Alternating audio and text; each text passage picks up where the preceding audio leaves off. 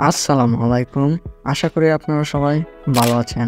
আজকে আমি দেখাবো কিভাবে আপনারা বিকাশের অ্যাপস ছাড়াই বিকাশ ব্যালেন্স চেক করবেন।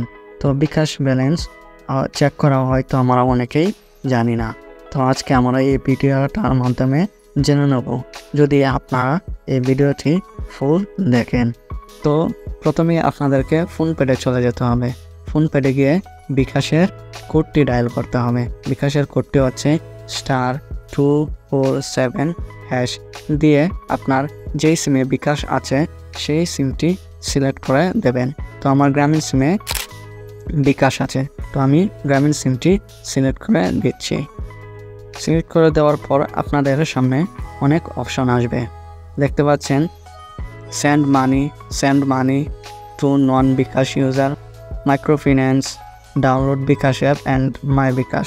তো আমরা মাই বিকাশে সিলেক্ট করে দেব। যেহেতু মাই বিকাশ 9 নম্বরে আছে, তো আমরা 9টাকে সিলেক্ট করে দিয়ে সেন্ডে ক্লিক করে দেব। সেন্ডে ক্লিক করে দেখেন 1 নম্বরে দেখাচ্ছে চেক ব্যালেন্স, তো আমরা 1 নম্বর সিলেক্ট করে দেব।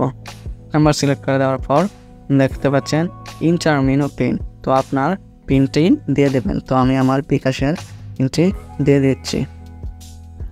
দিয়ে দেওয়ার পর দেখতে পাচ্ছেন আমার balance, your current bKash account balance is taka 0.81, your available bKash account balance is taka 0.81। BKash app দিয়ে ব্যালেন্স চেক একদম সিম্পল। তো আপনারা সহজে বুঝতে পেরেছেন কীভাবে আপনারা খুব ইজিভাবে আপনার বিকাশের ব্যালেন্স চেক করবেন। আশা করি বুঝতে পেরেছেন।